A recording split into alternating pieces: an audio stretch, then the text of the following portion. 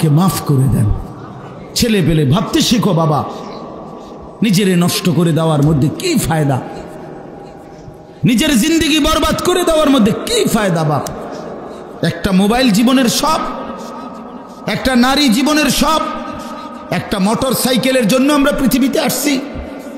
এই বন্ধুদের কিছুক্ষণের আড্ডা, এই খালাস। আহা, একদিন রাত গভীরে চোখ বন্ধ করলে দেখবা প্রিয় বন্ধু আমার, তোমার পাশে আর কেউ নাই। একদিন এই পৃথিবীর সব আলো বাতাস চলবে, এই পৃথিবীর গাড়ি ঘোড়া চলন্ত, বাতাস রোদ বৃষ্টি সব থাকবে, পৃথিবীর মানুষগুলো দৌড়বে ছুটবে, মৃত্যু তোমার একদিন একদম নিস্তব্ধ করে দিবে। সেদিন দেখবে সবাই ব্যস্ত, তুমি কেবল শান্ত। সেদিনও দোকান খুলবে, সেদিনও রোদ উঠবে, সেদিনও বৃষ্টি ঝরবে, সেদিনও হাজারো মানুষের ব্যস্ততা থাকবে, শুধু তুমি বন্ধু থাকবা না, তুমি বন্ধু থাকবা না। হ্যাঁ প্রিয় ভাই আমার, এটা জরুরি বিষয়, বুঝতে শিখো। নিজের ভালো, নিজের কল্যাণ, এটা বহুতই জরুরি বাপ, বহুতই জরুরি। যাই হোক, আমি লম্বা করে ফেলছি আমার কথা। তৃতীয় কথা হলো দলালাত। কোনো ব্যক্তি হকের রাস্তা, জান্নাতের রাস্তা, সঠিক রাস্তা থেকে পথ হারিয়ে ফেলা, কুফরির মধ্যে লিপ্ত হলো, শিরিকের মধ্যে লিপ্ত হলো, বিদআতের মধ্যে লিপ্ত হলো, সামাজিক বদরসম কুসংস্কারের মধ্যে লিপ্ত হয়ে গেল। দুনিয়ার ইহুদি খ্রিস্টান কাফের বেঈমান নাস্তিক মুরতাদ মুশরিক নর্তকী গায়ক নায়ক এই অসভ্যদের কাছে তার জীবন সঁপে দিল, তাদের মতোই তার মানে সে দলালাত পথভ্রষ্ট হয়ে গেল, হকের রাস্তা জান্নাতের রাস্তা আলোর রাস্তা থেকে বঞ্চিত হয়ে গেল, পথ হারা গোমরা হয়ে গেল। এটা তারে জাহান্নামে নিয়ে যাবে, এটা তারে কই নিয়ে যাবে বাপ? আমান ইউদলিলিল্লাহু ফামা লাহু মিন হাদ।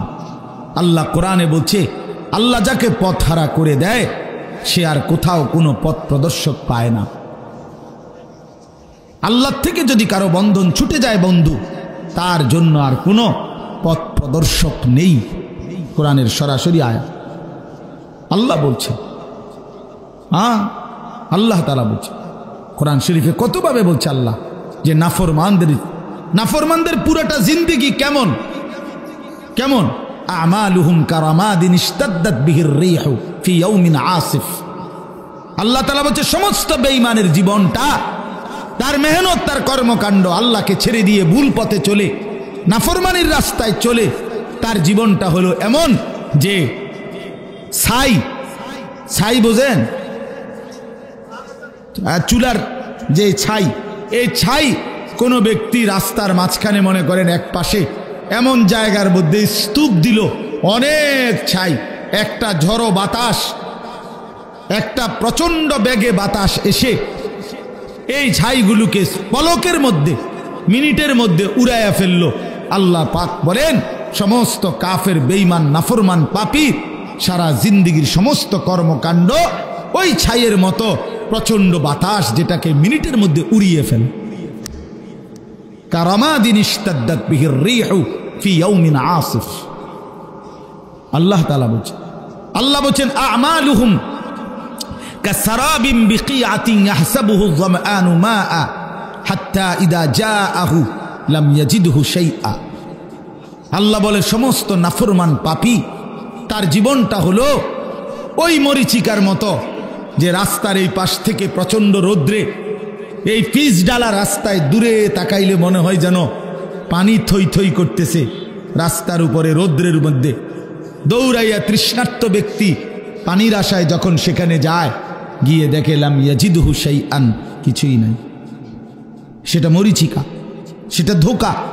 তো আল্লাহ তাআলা বলেন আল্লাহকে বাদ দিয়ে, আখিরাতকে ভুলে গিয়ে, ইবাদতকে ভুলে গিয়ে, নামাজ রোজা হালালকে ভুলে গিয়ে, বাপ বন্ধু জওয়ান বুড়ো আমি আপনি সবাই রে বলছি, আল্লাহ তাআলা যেন বলেন, আল্লাহ বলেন যেন এটা ওই বেঈমানের মতো যে মনে করেছিল সেটা পানি, কিন্তু গিয়ে দেখে কিছুই না। কিছুই নাই। আমি তো সবসময় বলি বাবা, এই ঘর বাড়ি দালান বিল্ডিং খাট ফার্নিচার সোফা যা সাজাইলেন, আপনি মরার 20 বছর পরে আপনি নিজে আইসা একদিন কবর থেকে ফেরেশতারে একটু বইলা কইয়া, ভাই আমি শুধু জামু আর আসমু, আমার ঘরে আমি মরার আগে বিশ্বাস করো ভাই নিজে দাঁড়াইয়া থাইকা সোফাটি বানাইছি, খাট বানাইছি, ফার্নিচার বানাই, 6টা চেয়ার বানাইছি, এত সুন্দর করে একটা ডাইনিং টেবিল বানাই দিয়ে আসছিলাম। আজ 20 বছর পরে আমার মনে পড়ছে ফেরেশতা আমার ঘরের আসবাবগুলো আসেনি কিন্তু চাইয়াই, শুধু দেখে আইসা পড়বো, আমি এরপরে থাকতাম না কইলাম। তো ফেরেশতা যদি কোনো কারণে অনুমতি দেয় তা আইসা দেখবেন খোদার কসম আপনার 20 বছর পরে আপনার সাজানো সেই ফার্নিচার আসবাবপত্র কিচ্ছু নেই, আপনার ঘরে নাই। যদি জিজ্ঞাসা করেন ছেলে মেয়ে নাতি নাতনিকে সেগুলো কোথায়, বলবে দাদা এগুলো আর এখন চলে না, এই মডেল আর এখন বাজারে চলে না, এই জন্য এগুলো ফেলে দিছি, ফেলে দিস। এরই নাম দুনিয়া, এর জন্যই জীবন শেষ করলেন। অতএব এই 3 জিনিস খেয়াল করা। 1 নম্বর গাফলত বলেন, 2 নম্বর জাহালত, 3 নম্বর দালালত। 1 নম্বর হলো খামখেয়ালি অবহেলা, কর্ম করতেছি। আরেকটা হলো অজ্ঞতা মূর্খতা না জানা, আরেকটা হলো পথ হারিয়ে ফেলা, পথভ্রষ্ট হয়ে যাওয়া। আল্লাহ তাআলা আমাদেরকে এই 3টি মুসিবত থেকেই হেফাজত করেন। আল্লাহ তাআলা আমাদেরকে জান্নাতের পথ, সিরাতে মুস্তাকিমের পথ আল্লাহ তাআলা আমাদের জন্য আলোকিত করে দেন, আলোকিত করে দেন। প্রিয় ভাই আমার, এই আমি সহজ কথাই এটা বলতে চাই, এই মাহফিল, এই ওয়াজ, আমরা আসলে উলামায়ে কেরাম উম্মতের ফেরিওয়ালা। আমরা একটা কথা বিশ্বাস করি, ফেরিওয়ালা জানে তার মালামাল যদি 2 ঘন্টায়ও বলার পরেও কোনো কাস্টমারও যদি একজনও না আসে তার সামনে, তারপরেও ফেরিওয়ালা তার বলা বন্ধ করে না, গলি গলি সে শুধু চিৎকার করতেই থাকে, কবি ইধার কবি উধার, কবি ইধার কবি উধার, কখনো এদিকে কখনো সেদিকে। ফেরিওয়ালা তার মাল নিয়ে গলি গলি ঘুরতে থাকে, সেভাবে আমার মাল কেউ না কিনুক আমাকে বলতেই হবে। উলামায়ে কেরাম উম্মতের ফেরিওয়ালা আপনাদের দুয়ারে দুয়ারে ঘুরে ঘুরে আপনাদের কাছে আল্লাহর কথা, আখিরাতের কথা, পরকালের কথা বারবার বলতেছে, বারবার একই কথা। এই কবর, হাসর, মিজান, ফুলসেরাত, জান্নাত, জাহান্নাম, হালাল হারাম, জায়েজ না জায়েজ, নেক আমল, গুনাহ, এই নাকি আর কি কোনো অভিনব কথা? এই কথা। সব বক্তার ওয়াজ এটাই, সব খতিবের বয়ান এটাই, সব জুমার আলোচনা এটাই।